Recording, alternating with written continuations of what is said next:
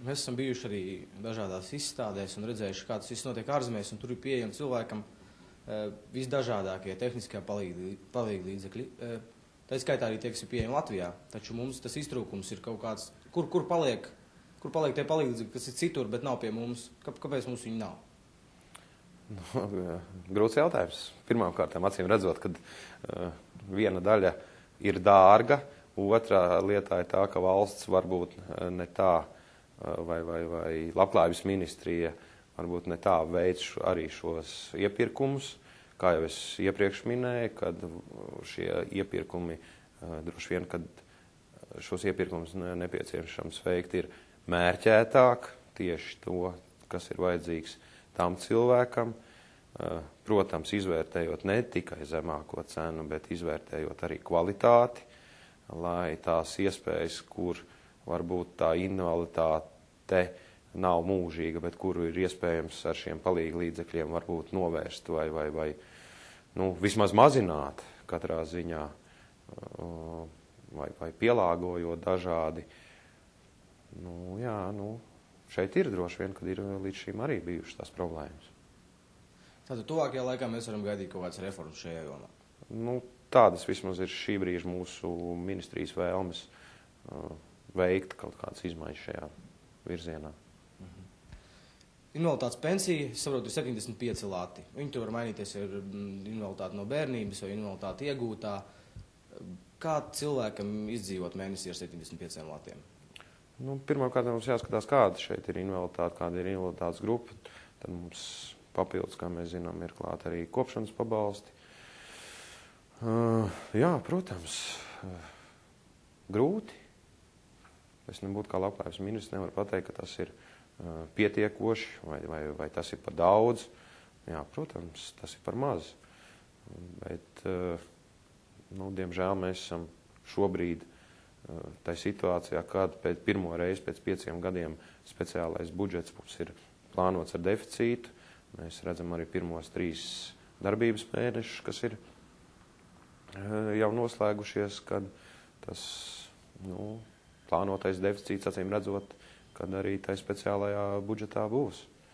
Tas, kad varbūt šobrīd ir izdarītas iepriekšējām valdībām, kaut gan man negribās nevienu nopelt vai kā, bet acīm redzot arī situācijā tādas darbības bija jāveic, ir speciālais budžets, ir noslogots ar tām funkcijām, kas viņam nav atbilstoši, kas nav sociālā nodokļa aprēķinā iekļauts, kā piemēram piemaksas pie vecuma pensijas, kas būtu jāizmaksā no pamatbudžeta, vecāku pabalsti, kas būtu jāizmaksā no pamatbudžeta, kas arī nav sociālā nodokļa likmē.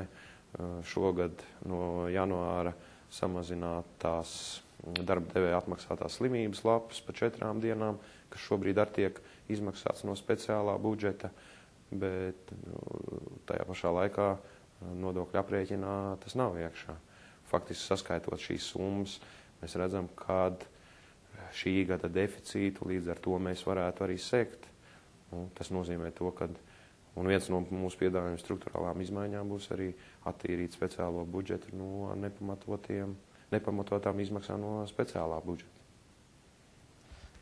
Godmaņa kungs neilgi pēc amata atstāšanas teica, ka tā gaisma tuneļa galā redzama aptuveni 2010. gada beigās. Tātad vai līdz tam 2010. gada beigām pensijas var tikt samazināts, invaliditātes pensijas, vai varbūt tās var tikt palielināts? Šobrīd gan valdības deklarācijā, gan arī valdības protokolā par budžetu veidošanu ir ieraksts, ka pensijas netiek samazinātas tajā pašā laikā. Tas nozīmē, ka arī invaliditātes pensijas netiek samazinātas. Tad viss varētu palikt tādā līmenī, kā tas ir šobrīd? 9. gadā tam vajadzētu palikties tādā līmenī, kā tas ir šobrīd. Vai 10. gadā mēs varēsim runāt par kaut kādu palielinājumu. Protams, man gribētos atgriezties jau 10. gadā pie indeksācijas, jo mēs zinām, ka šogad bija paredzēts arī indeksēt invaliditātes pensijas. Pirmo gadu, man kā nozares vadītājiem, protams, ir jācer, ka mēs varam 10. gadā jau pie tā atgriezties. Mēs arī sākumā runājam mazliet par ANO konvenciju. Tad šobrīd labklājības ministrija ir aicinājusi visus izteikt priekšlikumus, kā mēs varam tuvoties tātad kaut kādiem mērķiem, kaut kādiem mērķu sasniegšanai, bet bez finansāliem ieguldījumiem. Vai jūs prāt tas ir iespējams, vai ANO konvencijas kaut kādus vai dažus punktus, kas šobrīd netiek ievērot, vai viņus var kaut kādā veidā ievērot bez finansiāliem ieguldījumiem? Pirmām kārtām, man liekas, un lielākie izdevumi ir saistībā ar konvencijā noteikto pielāgojamību gan valsts iestādēm, gan citiem dažādiem objektiem. Šeit es saskatu jau, ka faktiski likumdošanā jau ir noteiktais būvniecības likumā, kad veicot jaunus būvniecības objektus, jau ir jāparedz šādas iespējas, bet kas attiecās uz visiem citiem pārējiem konvencijā noteiktajiem vai esošajiem nosacījumiem, protams, to līdzekļu ietvaros, kas mums ir jācenšas sasniegt šos konvencijas mērķus. Nebūtu ne Latvija ir vienīgā valsts, kas ir gatava konvenciju ratificēt, vai valsts, kas ir ratificējušas, viņas visus tos mērķus jau ir sasniegušas. Viņas ir ceļā uz tiem mērķiem, un ratificējot šo konvenciju, Latvijai arī ir kā pastāvīgs uzdevums censties sasniegt šos mērķus, jo katras konvencijas vai katras pieņemtās konvencija mums nosaka to, ka mums nepārtraukti ir ANO jāatskaitās par mūsu paveiktajiem darbiem, gan grozījumiem likumdošanā, gan arī vispārīgi paveikta, lai mēs sasniegtu šīs konvencijas mērķus. Varbūt jautājums, kas nav īsti jūsu kompetencijā, bet par to, ka jābūt pielāgotām šīm te ēkām, visām sabiedriskajām un valsts. Kāpēc ir tā, ka aptuveni 20% jauno vai renovēto ēku ir pieejams? Kāpēc tāds citur ir 100% un ir jābūt 100%, bet mums ir 20%? Un tādi objekti tiek apstiprināti, pieņemti eksploatācijā. Varbūt jūs personīgais viedoklis? Pirmkārt, es varu teikt arī par labklājības ministriju, kur mums ir problēmas varbūt šobrīd arī nodrošināt pilnībā piekļuvis. Mēs saskaramies ar to, ka mums ir arhitektūras pieminekļi, kurus nedrīkst tā vai šādi izmainīt, kā arī protams, tur, kur ir jauni objekti, šeit mums būtu jāsauc gan vai pie atbildības, vai vismaz pie goda prāta, gan būvuzraugi, gan projekta apstiprinātāji, kas ir būvvaldes, kas dod būvniecības atļaus, kā arī, man liekas, tas laiks jau ir pietiekoši daudz pagājis, lai būvnieki paši apzinātos, kas ir nepieciešams šī projektā un norādīt varbūt tās nepilnības projektos.